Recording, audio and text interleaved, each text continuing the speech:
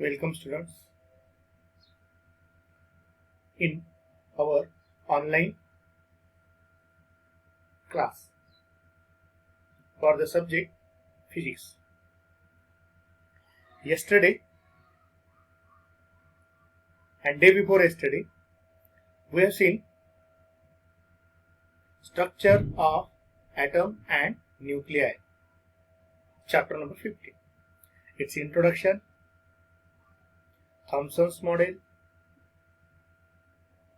after that Rutherford's model, Geiger and Marsden's experiment,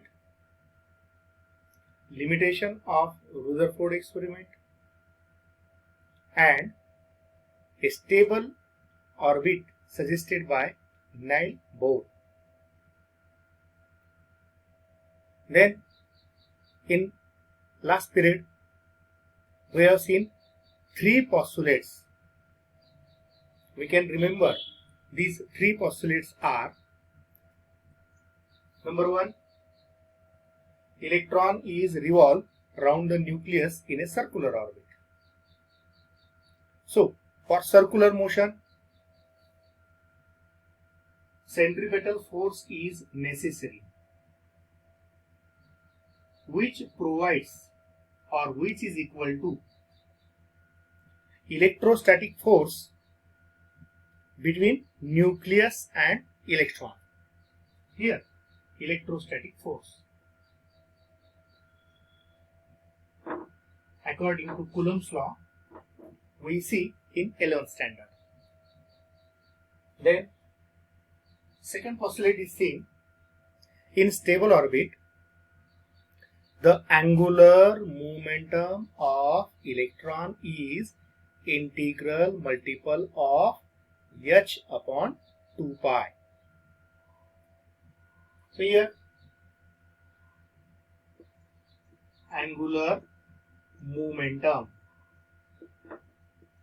is h upon 2 pi, that is integer. N is equal to 1, 2, 3, 4, 5. If orbit can be changed, the value of n will also change. And the third postulate is light energy is radiated in the form of shower according to Planck's quantum theory, and it consists of discrete packets.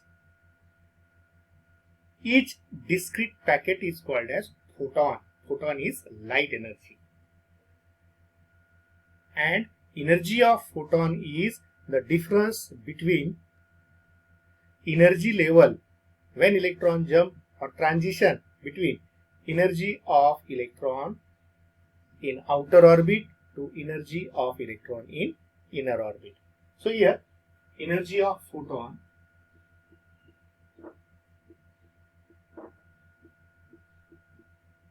is equal to difference in energy in outer orbit minus energy in inner orbit. Very important three postulates are seen in last period. Here the first two postulates are very important. We can remember and remember, because these two postulates gives expression for radius of circular orbit, and it gives expression for linear velocity of electron in Bohr's theory of hydrogen atom. Here today we have seen the expression for energy of electron in Bohr's theory of hydrogen atom. See here, this expression in Bohr's examination, it will be asked for 3 marks. So expression for radius of orbit.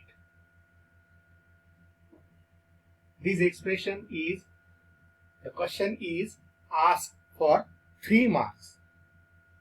Various types of questions can be there. Today we have seen detail for the expressions. In Bohr theory, a stable hydrogen atom is there. Hydrogen atom, it consists of only one electron in their outermost orbit, which is revolved in a circular orbit. Consider m, that is mass of electron. Mass of electron. R is radius, which is find out radius of circular orbit.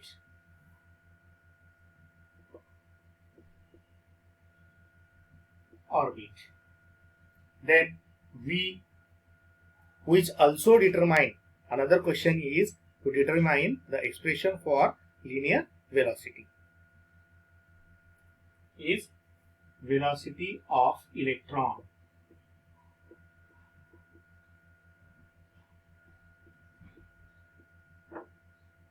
Plus E, be the charge on nucleus.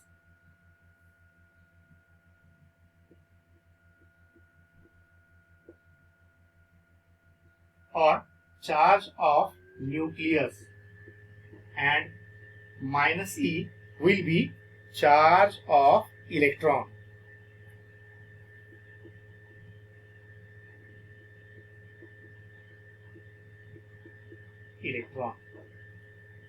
Using the first postulate,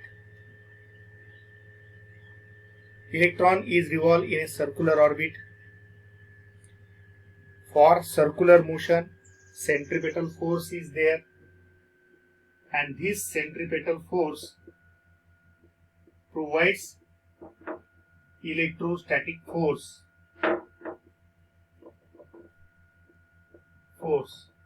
between nucleus and electron. So centripetal force, it will be mv square upon r. This formula we can see day before, yesterday. Centripetal acceleration, centripetal force. I can say that the formulas are useful in this chapter. So if you are not seen that video in Wednesday, so please take a video in Wednesday and write up the formulas so that we can use here. Centripetal force is equal to 1 upon 4 pi epsilon 0 E square upon R square, which is in magnitude. Why? Because plus E and minus E, their square will be minus. So we can use in magnitude. So what happen? 1R get cancel. Another term are remaining same. So here we can written as V square is equal to 1 upon 4 pi epsilon 0 E square upon mr. Suppose this is equation number A. We can take the equation number A. Using Bohr's second postulate. From first postulate, we can see centripetal force is equal to electrostatic force. Both forces are equal. Then same terms can be cancelled and remaining terms can be rearranged. V square equal to 1 upon 4 pi epsilon 0 E square upon mr. So here from second postulate, angular momentum of electron is integral multiple of h upon 2 pi. H is constant term. and that constant term is called as Planck's constant. Okay, so here we can take an as angular momentum is product of r into linear momentum P, which is equal to nh upon 2 pi. So here P is linear momentum, that is the product of mass and velocity. So we can take an as m r into v is equal to nh upon 2 pi. Any term can be cancelled? No. So term can be rearranged as v equal to n h upon 2 pi mr. Equation number B. If we see the two equations, equation A and equation B, here equation A is v square equal to 1 upon 4 pi epsilon 0 e square upon mr, and v is equal to nh upon 2 pi mr. If we square the equation on both sides, what happens? V square is equal to n square h square upon 4 pi square m square r square. Equation number C. If we can see equation A and equation C, both left hand side will be same. So we can substitute the value of v square. What happens? n square h square upon 4 pi square m square r square is equal to 1 upon 4 pi epsilon 0 e square upon mr, and we can equalize equation A, equation C. What happens? Here single term r get cancel, r get cancel, 4 get cancel, 4 get cancel, single term pi get cancel, pi get cancel, single term m get cancel, n get cancel, another term will not cancel. So remaining terms can be written as n square h square upon pi mr is equal to e square upon epsilon 0.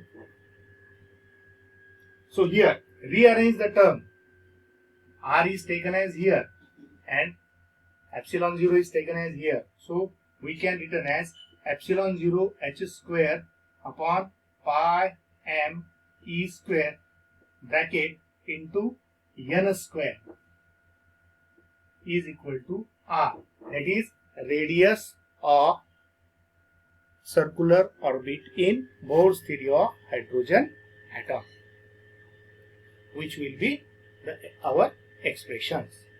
Here the bracket term epsilon 0 h square upon pi m square will be constant. If the bracket term is constant, then we say that radius of circular orbit is directly proportional to square of principal quantum number. This principal quantum number is n equal to 1 or 2 or 3 or 4 dot number. So here if a question is asked, show that the radius of orbit is directly proportional to square of principal quantum number. So you can write here, which is true. If question is asked, find the expression for radius of orbit in Bohr's theory of hydrogen atom. So we can written as r is equal to in bracket epsilon 0 h square upon pi m square bracket close into n square. That is the expression for radius of orbit in Bohr's theory of hydrogen atom. So next part will be seen in next video. Okay.